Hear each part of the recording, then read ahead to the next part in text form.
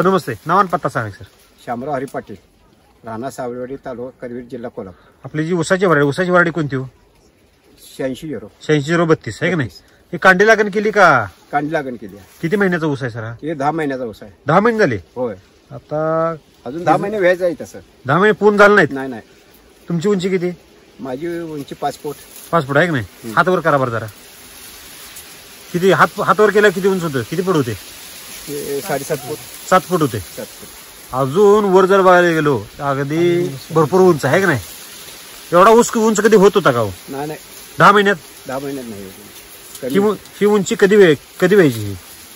ही जवळजवळ 16 महिने झाले. 16 महिने अडसाली उसाला एवढी उंची व्हायची आहे की नाही? होय. ही किती महिन्यात? 10 महिन्यात ऊस आहे. 10 महिने अजून व्हायचंच आहे. व्हायचेच आहे. किती दिवस अवकाश आहे अजून? अजून जवळ 15 दिवस, 9.5 महिनेच तसं झाले. आता ही ऊस बघतोय सर, वर जरा झूम करतो मी, अजून चालू आहे वर. होय. आणि हे जे वरची जर कांडा बघायला तर अजून जाड आहे. म्हणजे ह्याच्यावरनं अजून किती कांड्या वाढतील ते आपण अजून 5-6 कांड्या वाढतील आहे की नाही?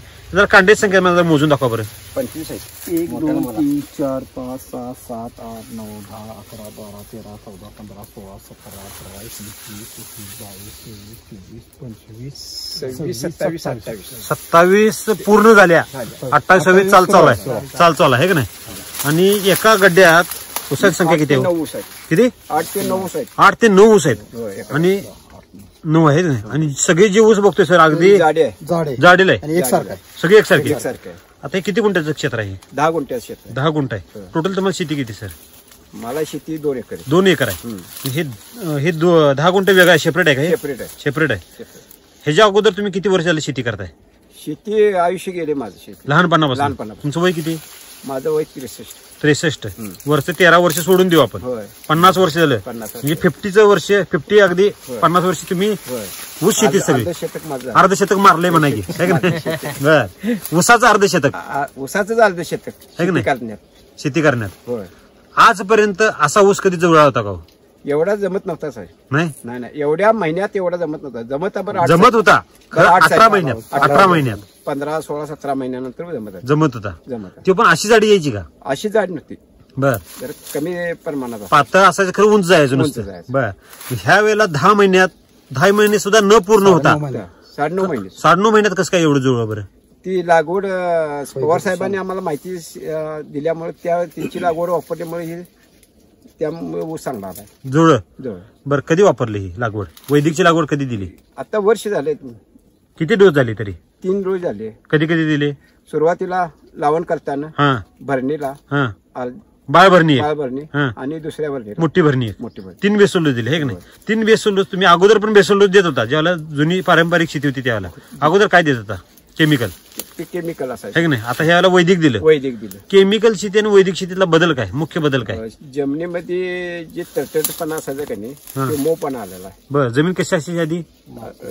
कडक असायची पहिली त्या लागवडीनं. बर, ह्या लागवडीमुळे मऊ असायची. मऊ व्हायला लागले. बर, आणि काय बदल? जीवाणू वाढल्यात. आधी जी जमीन कडक असायची त्यावेळेला तुम्ही दारा मोडताना ते कठीण यायचं, म्हणजे पाट पाण्याचं क्षेत्र आहे आपलं आहे की नाही? अगोदर पाणी किती दिवसाला फिरवायला लागायचं? ह्या अगोदर 15 दिवसाला फिरवायला लागत. 15 3 आठवड्याला अगोदर केमिकल द्यायला होते अगोदर आठवड्याला फिरवायला लागत. आठवड्याला पाणी द्यायला लागायचं. आणि आता 15 दिवसानं 17 दिवसानं फिरतो. 15 दिवसात कधीच पाणी नाही. 1.5 महिना सर पाणीच नव्हतं मध्ये. का बरं? पाणी विहिरीत नव्हतं ना उन्हाळ्यात. 1.5 महिना पाणी नव्हतं. लागण किती तारखेची? लागण आता 11 केली. म्हणजे कुठला जानेवारी? जानेवारीत लागण केली. 15 जानेवारी थंडीमध्ये लागण केली. आता जानेवारी थंडी फुल असते की नाही? आणि ज्यावेळेला लागण अजून 2 महिने आहे. अजून 2 महिने अजून 2 महिने अजून सक्रात यायला आहे की नाही? म्हणजे ज्यावेळेला लागण केली त्यावेळेला थंडी होती. आणि ज्यावेळेला आपण बाळ भरणीला आलो होतो त्यावेळेला उन्हाळा होता. किती महिने पाणी मिळालं नव्हतं याला? जवळजवळ महिनाभर मिळालं होतं. 1 महिनाभर अजिबात पाणी मिळालं नव्हतं. पाणीच दुष्काळ, म्हणजे इकडं कमतरता होते पाण्याची आहे की नाही? उन्हाळ्यात ज्यावेळेला उन्हात पाणी कमी पडतं त्यावेळेला ऊसाची परिस्थिती काय होते माहिती आहे का साहेब? काय होते? त्या पहिली लागवड टाकली की नाही ते असं वाळायचं. बरं, ह्या वेळी त्यानं टिकून राहिला. हाय तसा पोत हाय असा राहिला. पोत आहे तसा राहिला. ज्याला भेसल डोस केमिकलचा दिला की जमीन आठवून यायची नाही, सोकायचा पाला सगळा सोकायचा. यावेळी तसं झालं नाही. हा ते टिकून हिरवाच राहायचा, हिरवागार राहिलाय. हिरवागार. आता जर बघतो साहेब, हे आता असं वाटतं की अजून अवकाश आहे, ह्याला बराच अवकाश आहे असं वाटतंय. कारण की आता आपण येताना बरेच ऊस बघितलो, सगळ्यांची पाल्याची परिस्थिती काय झाली आता? पाल्याची असं जळल्यासारखं झाल्या, करपल्या जगत झाले. आपला का करपलं नाही बरं? आपण ती लागवड वापरली, पवार साहेबांनी दिलेली माहिती लागवड दिल्यामुळे वैदिकची लागवड वापरली. ती वापरली. ह्या वर्षी जर आपण केमिकल वापरलं असतं काय झालं असतं? ते आता पाक वाळलं असतं, ती पानं वाळले असे की नाही. म्हणजे ही जर पोत जो आहे हे जर टिकवून ठेवायचं असेल तर काय केलं पाहिजे? राहण्यासारखी लागवडच त्या पद्धतीची आहे की नाही. लागवडमध्ये एवढी ताकद आहे का हो? ताकद आहे. बरीच लोक दिसते ते राखसारखी. बरं टाकली की त्याचं अंशमान चांगला वेगळ्या पद्धतीने म्हणजे पेट्टा पाडतंय म्हणा की. बरं दिसताना कसं दिसते? दिसताना दिसते ते राखसारखं. तुम्हाला लोकांनी बऱ्यापैकी लोकांना नावं ठेवलं होतं वाळण्यामध्ये. मी बी नाव ठेवतो बरं त्या लागवडीला. बरं पण ते वापर केल्यावर चांगल्या पद्धतीने ते शेतीचीच मशागत जमीन सुपीक झाली. सुपीक झाली. तुम्हाला सुरुवातीला काय वाटायचं? वाटायसारखं ते लागवड लागणार नाही असं वाटायचं. बरं धाडस करून बाकी किती दिवसात तुम्हाला रिझल्ट कळाला त्याचा? मला 4 महिन्यानंतर त्याचा रिझल्ट कळेल. त्याला कळायला लागला. होय. बरं त्यात सुरुवातीला बदल काय जाणवला? सुरुवातीला त्याचं फुटवं जाणवायला लागलं. त्याच्या पानाची जाडी जरा वेगळ्या पद्धतीने व्हायला लागली. आता पवार साहेबांच्या हातात आहे. पवार साहेब हातात जे पान आहे की नाही, तुमची उंची किती आहे? उंची एवढी आहे, पण 5 फूट तर आहे बा. 5 फूट. हो हे तुम्ही खाली टेकवलं आहे की नाही पान? कुठं पण गेलं अगदी मालकांच्या उंची एवढं. हा तुमच्या उंची एवढं पान झाले. आणि जाडीला बघा बरं 3 बोट. 3 बोट आरामशीर बसतात आणि जागा शिल्लक राहते. पाठीमागची बाजू बघा बरं जरा, अगदी प्लॅस्टिकचं पान असायला वाटतं आहे की नाही. म्हणजे 10 महिन्यात सुद्धा हे पान कसं टिकवून आहे. अन्न निर्मिती कोण करतो? एकतर पान नाहीतर मुळी. पान जर एवढं स्ट्रॉंग असेल तर ऊस पण कसा असणार आहे त्या पद्धतीने. आता तुम्ही हे ऊस बघा बरं किती आहे, 1 मूठ बसते आरामशीर आहे की नाही.